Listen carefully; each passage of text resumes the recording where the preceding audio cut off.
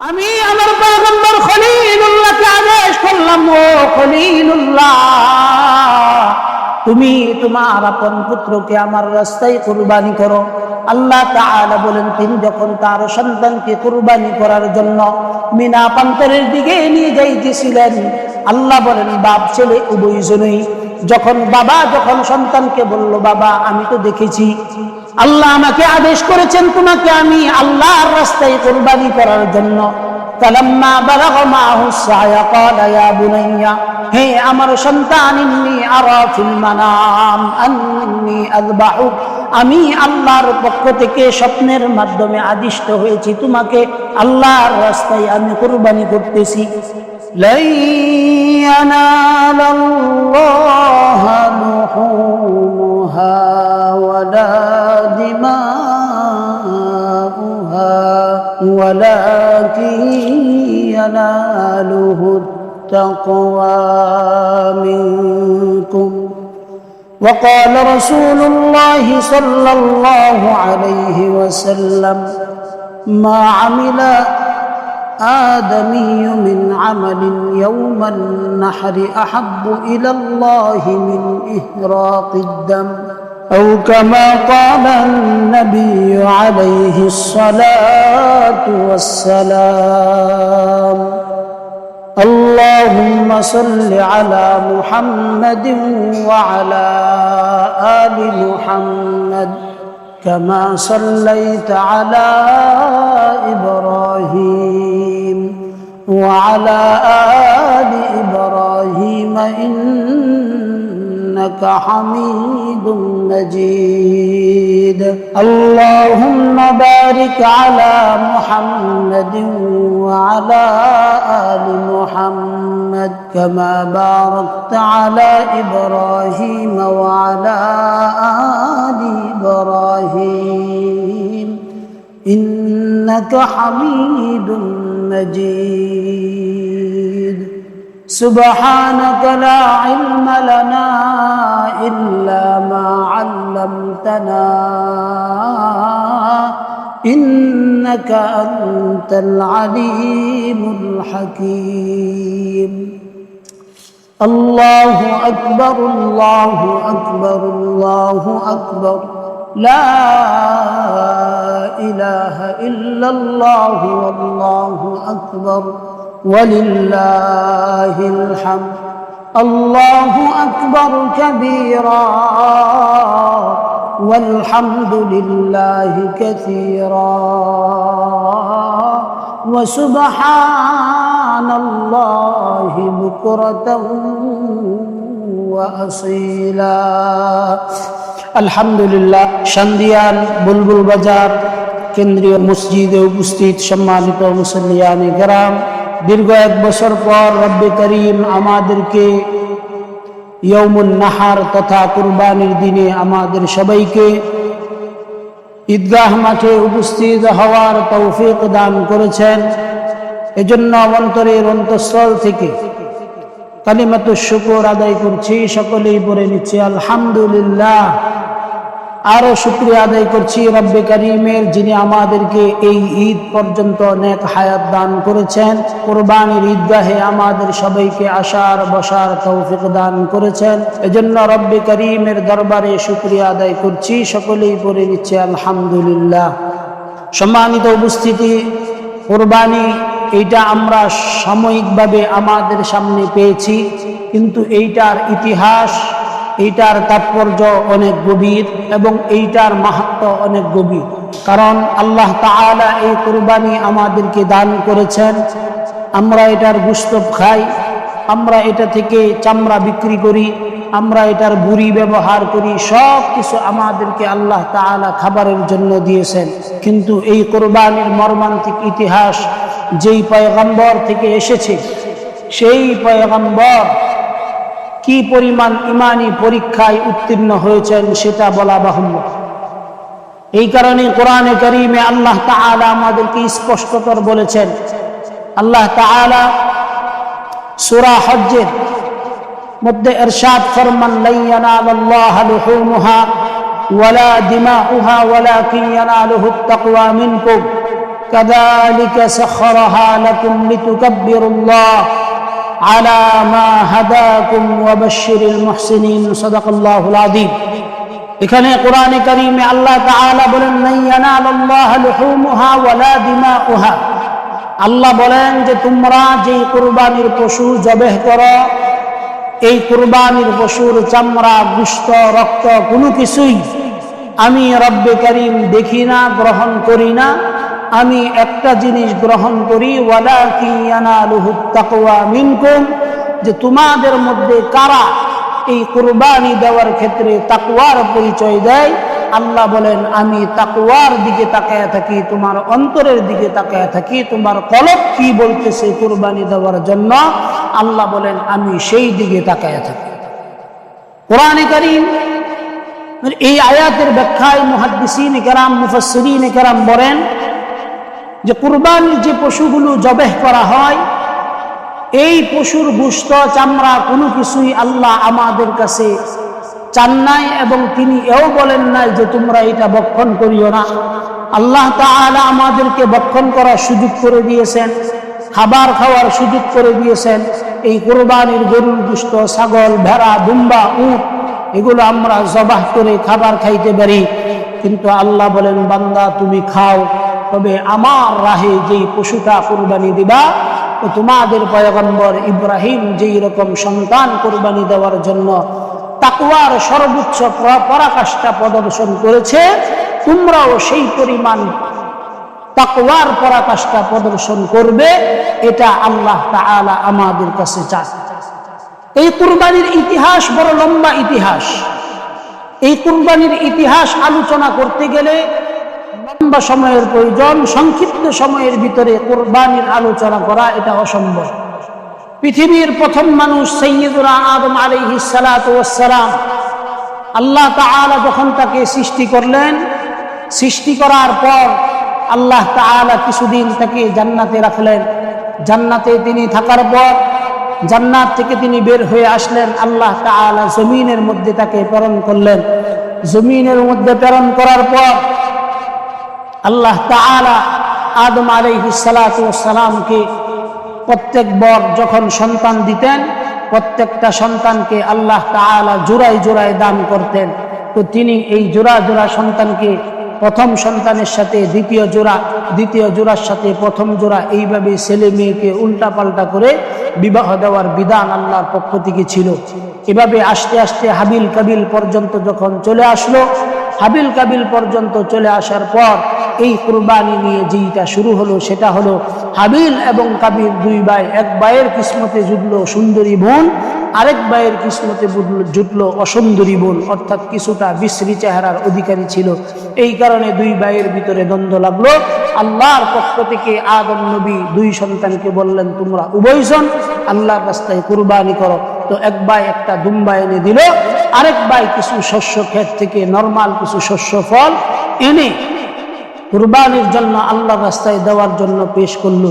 উভয়ের থেকে আল্লাহ তাআলা হাবিল এবং কাবিল দুই ভাইয়ের মধ্য থেকে একজনের কুরবানিকে আল্লাহ তাআলা কবুল করলেন। যেই ভাই দুম্বা দিয়েছিলেন, এই ভাইয়ের দুম্বার কুরবানি আল্লাহ তাআলা আসমান থেকে একটা আগুন এসে ওই দুম্বাটাকে আগুনের মধ্যে উঠায় নিয়ে গেছে। এটার পরে দুই ভাইয়ের ভিতরে দ্বন্দ্ব শুরু হলো। সেই দ্বন্দ্বের কথা আল্লাহ তাআলা কোরআনে কারীমের ভিতরে বিস্তারিত বলেছেন, আমরা সংক্ষিপ্তভাবে আলোচনা করি। কোরআনে কারীমের ভিতরে আল্লাহ তাআলা বলেন, ওয়াতলু আলাইহিম নাবা ইবনাই আদম বিল হক إذ قربا قربانا فتقبل من أحدهما ولم يتقبل من الآخر قال لأقتلنك قال إنما يتقبل الله من المتقين।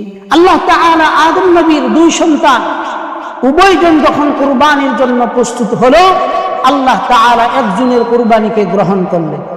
একজনের কুরবানিকে আল্লাহ তাআলা গ্রহণ করেছেন।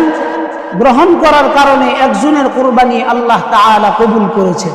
আল্লাহ বলেন, ইদ কররাবা কুরবানান ফাতুকুব্বিলা মিন আহাদিহিমা, প্রথম জনের কুরবানি আল্লাহ তাআলা কবুল করেছেন। ওয়ালাম ইউতাকাব্বাল মিনাল আখর, দ্বিতীয় জনের কুরবানি আল্লাহ তাআলা কবুল করেন না। কুরবানি কবুল না হওয়ার কারণে হাবিল এবং কাবিল দুই ভাইয়ের ভিতরে দ্বন্দ্ব শুরু হয়ে গেল। এক ভাই আরেক ভাইকে হত্যা করার জন্য উদ্যত হলো। হাবিলকে কাবিল বলল, ভাই আমি তোমাকে হত্যা করব। ক্বালা লা আक़তুলান্নাকা ক্বালা ইন্নামা ইয়াতাকাব্বালুল্লাহু মিনাল মুত্তাকিন। আল্লাহ বলেন একজন আরেকজনকে হত্যা করলো, কিন্তু প্রথম জনের কুরবানি আল্লাহ তাআলা কবুল করলো। প্রথম জনের কুরবানি আল্লাহ তাআলা কি কারণে কবুল করলেন? আল্লাহ বলেন ইন্নামা ইয়াতাকাব্বালুল্লাহু মিনাল মুত্তাকিন। আল্লাহ বলেন যে হাবিল এবং কাবিল দুই ভাইয়ের মধ্য থেকে তাকওয়াবান তো সেই ছিল যে আল্লাহর হুকুমে উৎকৃষ্ট জিনিস আল্লাহ রাস্তায় দান করেছিল। আল্লাহ তাআলা একজনের তাকওয়ার কারণে কবুল করেছেন, আরেকজনের হিংস্রতার কারণে তাকে বর্জন করেছেন। তারপরে আল্লাহ তাআলা কি বলেন? লা ইন বাসাত্তা ইলাইয়া ইয়াদাকা লিতাকতুলানি মা আনা বিবাসিতি ইয়াদিয়া ইলাইকা লিআকতুলাক ইন্নী আখাফুল্লাহ রাব্বাল আলামিন। হাবিল কাবিলকে বলল যে আমি তোমাকে হত্যা করব, আমি তোমাকে হত্যা করব। কিন্তু কাবিল আল্লাহর মেহেরবানিতে সে ভাইয়ের উপর আক্রমণ করলো না। সে বলছে লা ইন বাসাত্তা ইলাইয়া ইয়াদাকা লিতাকতুলানি মা আনা বিবাসিতি ইয়াদিয়া ইলাইকা লিআকতুলাক। সে বলল তুমি যদি আমাকে হত্যা করো আমি বিনিময়ে তোমাকে হত্যা করব। কেন? ইন্নী আখাফুল্লাহ রাব্বাল আলামিন। আমি আল্লাহ তাআলাকে ভয় করি। ইন্নী উরিদু আন তাবুআ বিইসমি ওয়া ইসমিকা ফাতাকুনা মিন আসহাবিন নার ওয়া যালিকা জাযাউয যালিমিন। ফাতাওয়াআত লাহু নাফসুহু ক্বাতলা আখিহি ফাকাতালাহু ফাআসবাহা মিনাল খাসিরিন। হাবিল এবং কাবিলের এই হত্যাযজ্ঞ পৃথিবীর ইতিহাসে সর্বপ্রথম হত্যাযজ্ঞ, এবং হাবিল এবং কাবিলের কুরবানি পৃথিবীর ইতিহাসে সর্বপ্রথম কুরবানি। তারপর দ্বিতীয় কুরবানি, দীর্ঘদিন পরের দ্বিতীয় কুরবানির নজরানা আসলো। ইব্রাহিম নবী কর্তৃক নিজের সন্তানকে আল্লাহর রাস্তায় কুরবানি করা, এটা আল্লাহর নির্দেশ ছিল, তিনি পালন করেছেন। কোরআনে কারীমে আল্লাহ তাআলা বলেন ফালাম্মা বালাগা মাআহুস সা'য়া ক্বালা ইয়া বুনাইয়া ইন্নী আরা ফিল মানাম আন্নী আযবাহুকা ফানজুর মাযা তারা ক্বালা ইয়া আবাতি ইফআল মা তু'মার সাতাজিদুনি ইনশাআল্লাহু মিনাস সাবিরিন। আল্লাহ তাআলা বলেন আমি আমার পয়গম্বর খলিলুল্লাহকে আদেশ করলাম, ও খলিলুল্লাহ তুমি তোমার আপন পুত্রকে আমার রাস্তায় কুরবানি করো। আল্লাহ তাআলা বলেন তিনি যখন তার সন্তানকে কুরবানি করার জন্য মিনা প্রান্তরের দিকে নিয়ে যাইতেছিলেন, আল্লাহ বলেন বাপ ছেলে উভয়জনই যখন সন্তানকে বলল বাবা আমি তো দেখেছি আল্লাহ আমাকে আদেশ করেছেন তোমাকে আমি আল্লাহর রাস্তায় কুরবানি করার জন্য। ফালাম্মা বালাগা মাআহুস সা'য়া ক্বালা ইয়া বুনাইয়া, হে আমার সন্তান, ইন্নী আরা ফিল মানাম আন্নী আযবাহুক, আমি আল্লাহর পক্ষ থেকে স্বপ্নের মাধ্যমে আদিষ্ট হয়েছি তোমাকে আল্লাহর রাস্তায় আমি কুরবানি করতেছি, আল্লাহর রাস্তায় কুরবানি করতেছি। ইব্রাহিম নবীর সন্তান ইব্রাহিম ইসমাঈল আলাইহিস সালাতু ওয়াস সালাম উত্তর দিলেন ফালাম্মা বালাগা মাআহুস সা'য়া ক্বালা ইয়া বুনাইয়া ইন্নী আরা ফিল মানামি আন্নী আযবাহুকা ফানজুর মাযা তারা।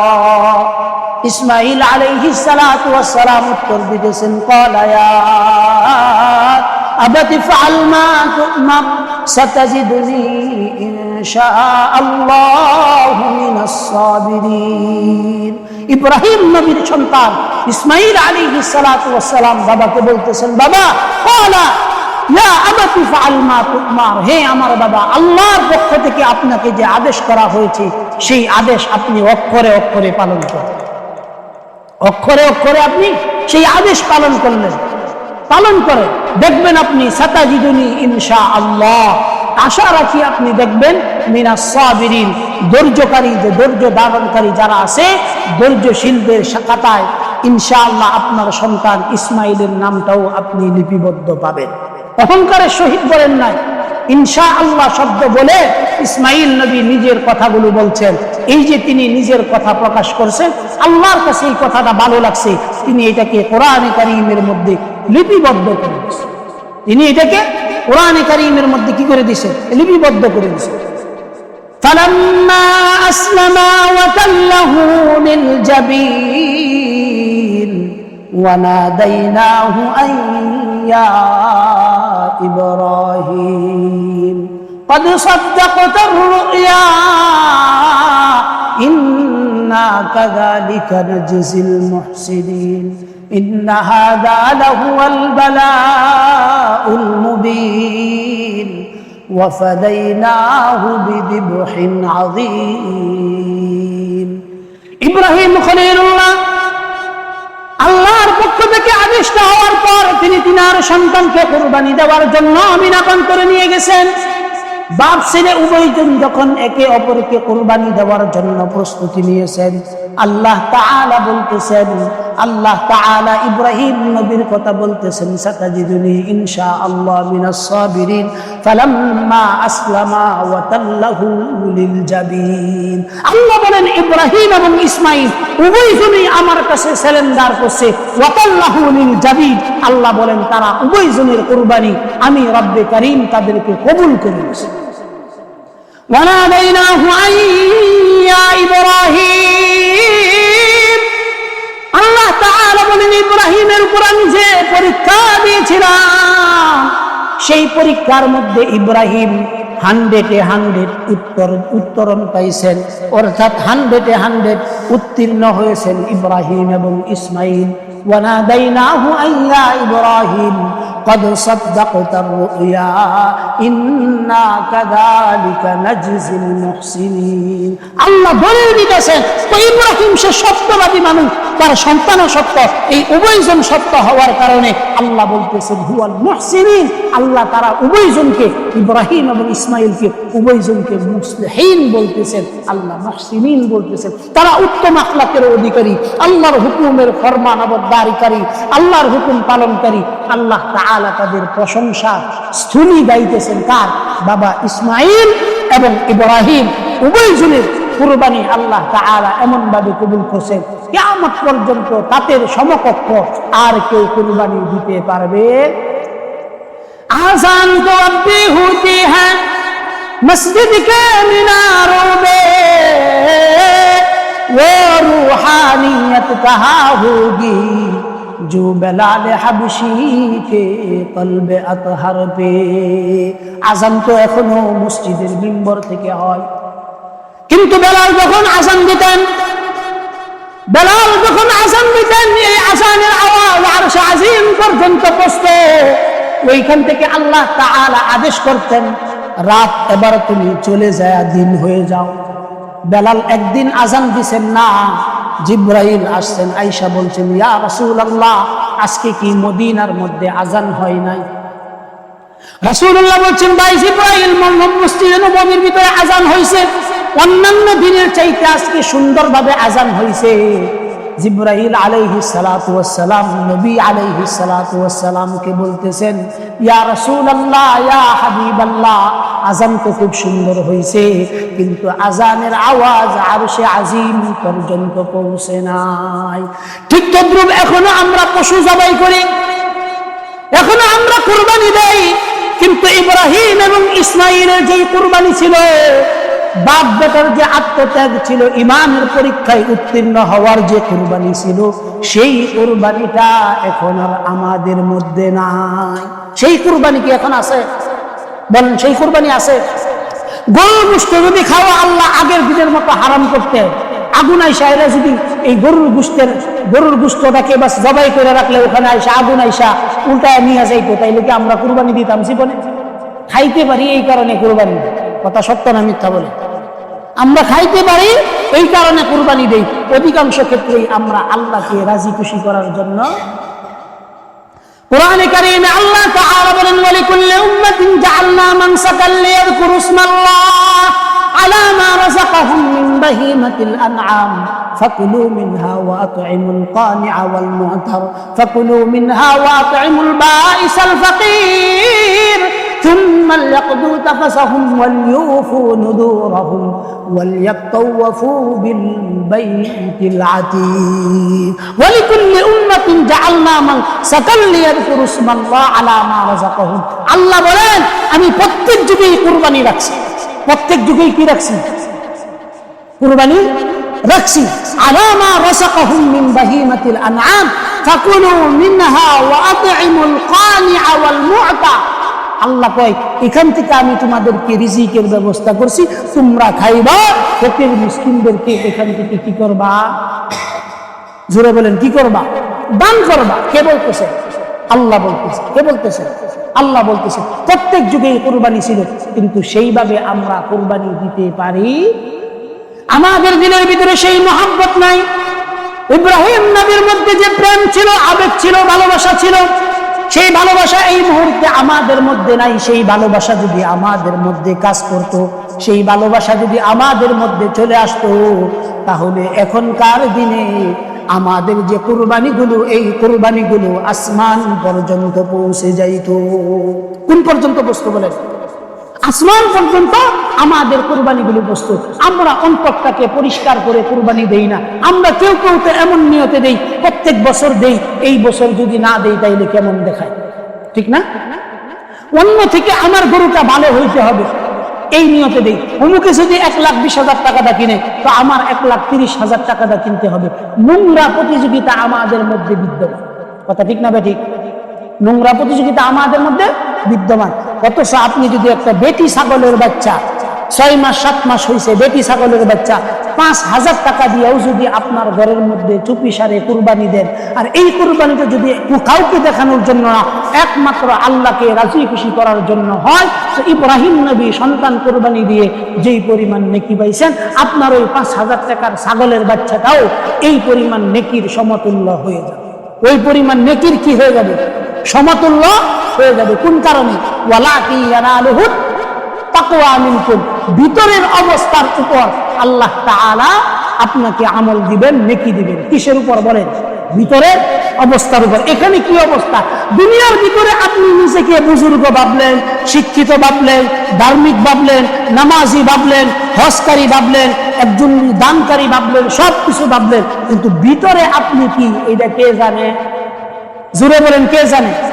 إن السمع والبصر والفؤاد كل أولئك كان عنه مسؤولا يعلم خائنة الأعين وما تخفي الصدور والله يقضي بالحق الله بولن إن السمع والبصر والفؤاد كل أولئك كان عنه مسؤولا الله কয় তোমার কান তোমার চক্ষু তোমার জবান তোমার জিহ্বা বান্দা তোমার মাথা থেকে নিয়ে তোমার পাও পর্যন্ত সব কিছুর জিম্মাদারি মসুল হইলা তুমি আল্লাহ বলেন ইয়ালামু খাইনাতাল আয়ুনি ওয়া মা তুখফিস সুদূর আল্লাহ কই তোমার অন্তরের মধ্যে কি ঘুরপাক খায় তোমার চোখের মধ্যে চোখের পাতির মধ্যে কোন জিনিস চিন্তা আসে আল্লাহ বলেন দুনিয়ার কেউ জানে না জানেন যিনি তিনি কে জোরে বলেন তিনি কে আল্লাহ আল্লাহ বলেন আমি সব জানি মুয়াজ্জিন একটু ডাক দাও ভিতরের মাইকটা দিতে মুয়াজ্জিন একটু ডাক দাও কে জানেন একমাত্র আল্লাহ তাআলা এগুলো জানেন এই কারণে আমাদের কুরবানির ভিতরে যাদের নিয়তের ভিতরে ইতিপূর্বে গরমিল ছিল এখন থেকে কি আমরা নিয়তটাকে পরিশুদ্ধ করতে পারবো জোরে বলেন নিয়তটাকে কি আমরা ঠিক করতে পারবো ইনশাআল্লাহ সম্মানিত এলাকাবাসী আর মাত্র 15 মিনিট সময় বাকি আছে আমরা 8:30 মধ্যে ইনশাআল্লাহ জামাতের মধ্যে দাঁড়ায় যাব নামাজের মধ্যে দাঁড়ায় যাব দূর দূরান্ত থেকে যারা আসছেন বা আসার নিয়ত করছেন অথবা ঈদের জামাতে অংশগ্রহণ করবেন নিয়ত করছেন তারা অবশ্যই আর মাত্র 10 মিনিট সময় হাতে আছে এর মধ্যেই আপনারা মসজিদে চলে আসবেন এটা তো আমাদের জীবনভর গাফিলতি এই যে অনেক মানুষ এখন আসতেছে গোসল করার জন্য বাজারে যায় ভিন্ন কারণে শুধুমাত্র চাষকলের মধ্যে বসে আছে অযথা তাকানো অথচ ঈদের দিনে সর্বপ্রথম ঈদগাহ মাঠে আসা এটা যে গুরুত্বপূর্ণ একটা সুন্নত এটা আমরা জানি না আমরা সুন্নত মনে করি আমি নিজে যেইটা মানি এইটাই সুন্নত আর আমি নিজে যেইটা মানি না এটা হুজুরে যতই করি এইটা সুন্নতের দ্বারের কাছে আমাদের ভিতরে এই প্রবণতাটা বেশি। নইলে 8টা বাজে যায়, এখন মানুষ আসতেছে গোসল করার জন্য, এইটা করার জন্য, বাজারতে বাড়িতে যাইতেছে। এইরকম গাফেল মানুষ আমি আর পৃথিবীর কোথাও দেখছি মিলা মনে হয় না যে এলা গ্রামের মানুষ এইরকম গাফেল থাকবে। এগুলা আমাদের ভিতরে গাফিলতির চরম পর্যায়ে আমরা চলে গেছি। এগুলা আমাদের এই গাফিলতি থেকে নিজেদেরকে বেঁচে থাকা চাই। আসেন আমরা সর্বশেষ কিছু কথা, গুরুত্বপূর্ণ কথা আমরা আলোচনা করি যে এই কারণে কুরবানির ইতিহাস বড় মর্মান্তিক ইতিহাস। কুরবানির ইতিহাস এটা মর্মান্তিক ইতিহাস। এর চাইতে মর্মান্তিক আর কোন ইবাদত, বলেন আর কোন ইবাদত? আপনি একবার চিন্তা করে দেখছেন, আল্লাহর পক্ষ থেকে যদি হুকুম থাকতো যে তোমার বড় সন্তানটা আল্লাহর রাস্তায় কুরবানি দিতে হবে, আমরা কয়জন বাপ মা আছি কুরবানি দিতে পারতাম?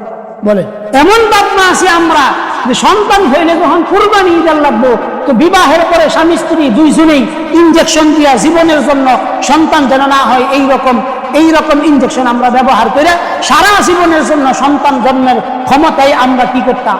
বাদ দিয়ে দিতাম। ঠিক না বেঠিক? সন্তান নিজের হাতে কি দিতে পারবো না, কুরবানি দিতে পারবো না, এইরকম হইতো। আল্লাহ ওখান থেকে বাঁচায়া একটা পশুর উপর দিয়ে আপনার সেই কুরবানির দায়িত্বটা বন্টন করে দিয়েছেন। কিসের উপর দিয়ে? বলে পশুর উপর দিয়ে। একটা গরু আপনি 1 লক্ষ টাকা দিয়ে কিনে, এই গরুর দ্বারা আমরা উপকৃত হই। গাভী আমাদেরকে দুধ দেয়, গাভীর যে মল আছে, লেদা আছে, এটা দিয়ে আমরা জৈব সার হিসাবে বানাইতে পারি, চামড়া ব্যবহার করতে পারি, গোশত খাইতে পারি, গরুর বুড়িগুলোও আমরা কি করতে পারি? বলে খাইতে পারি।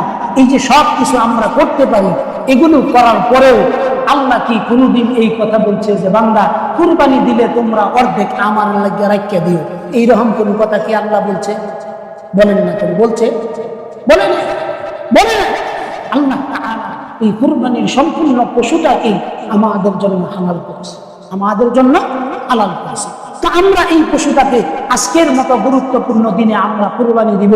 তো আমার এই পশু কুরবানি দেওয়ার আগে প্রত্যেক মানুষের ভিতরেই একটা পশু থাকে।